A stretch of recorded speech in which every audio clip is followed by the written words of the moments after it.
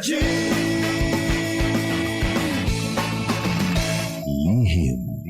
ng liham.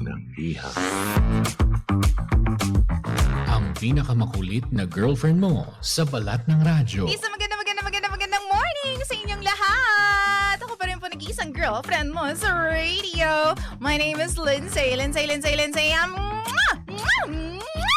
Makulit pero may puso, handang makinig sa mga kwento mo. Alam mo, feeling ko kailangan mo na siyang iwan kasi it doesn't make sense. Ang kwento sa lihim ng liham.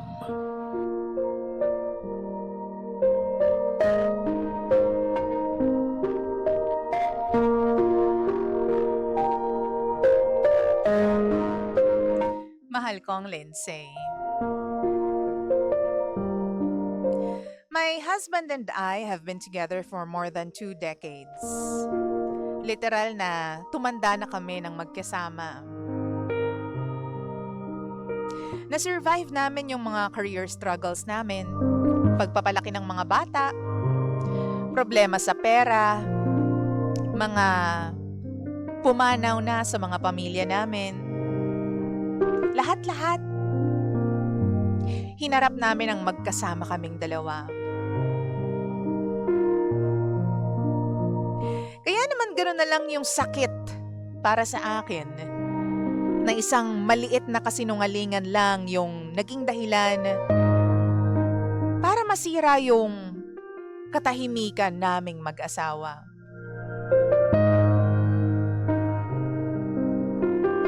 Ilang linggo nang nakakaraan sa trabaho.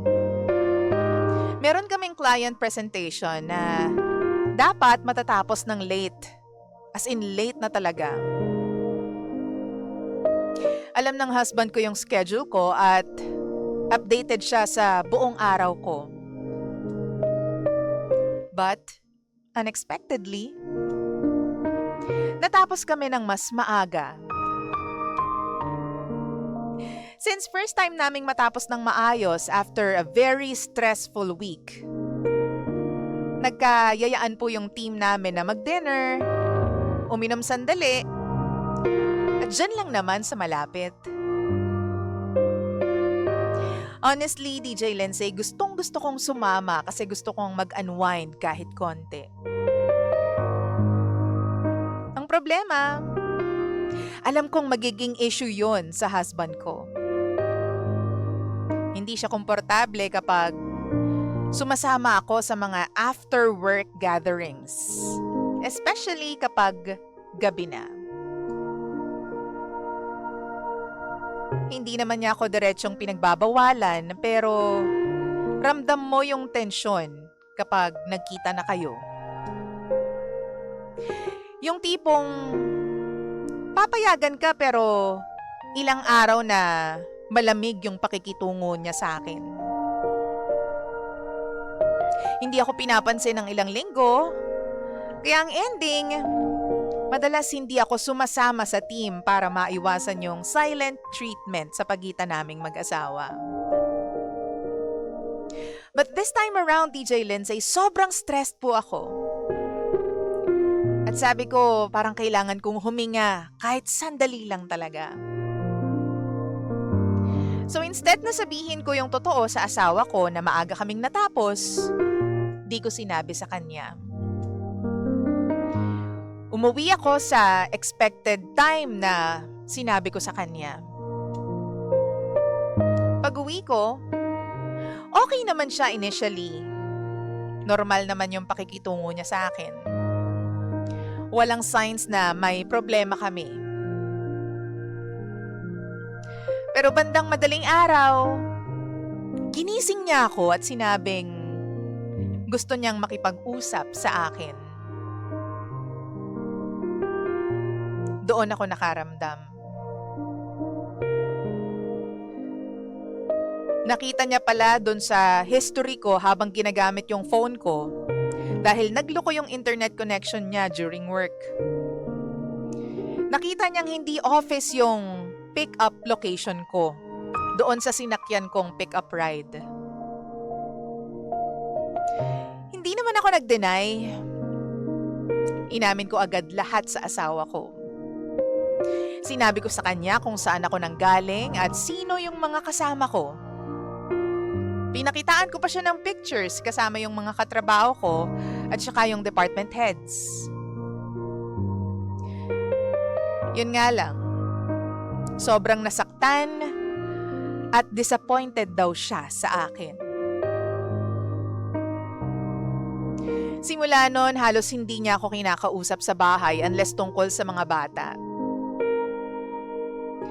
Tapos tinanggal niya rin ako sa mga social media accounts.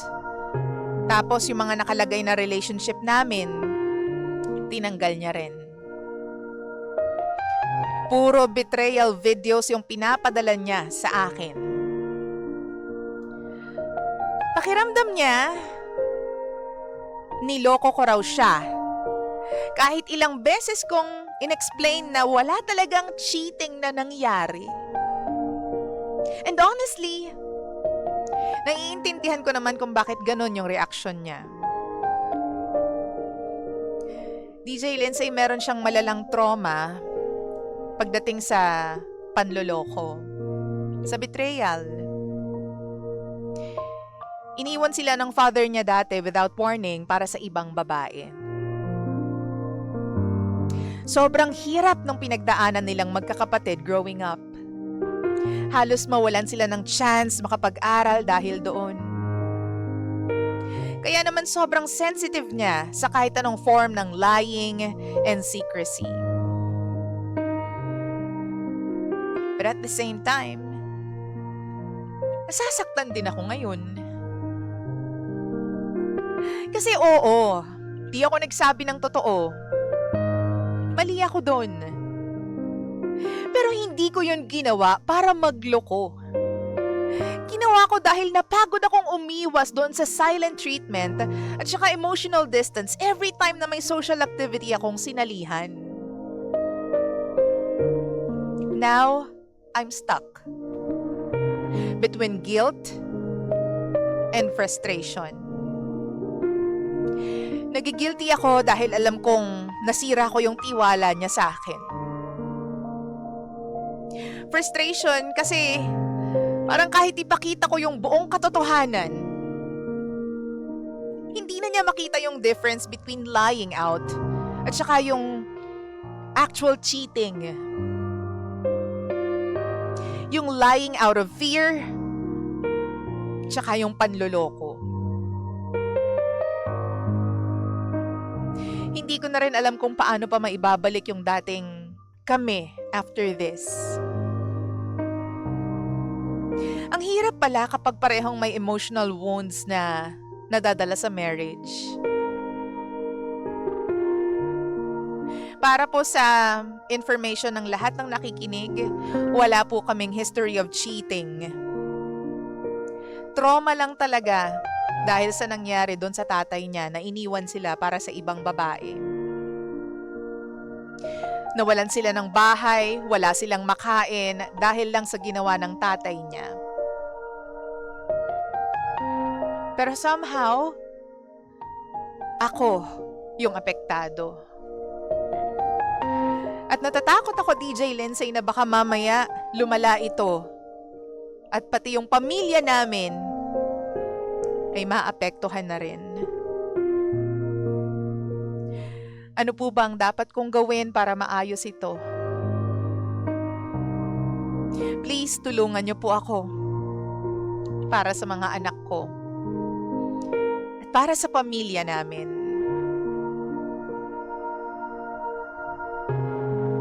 Maraming salamat po, Energy FM. At sa lahat ng bumubuo sa Lihim ng Liham.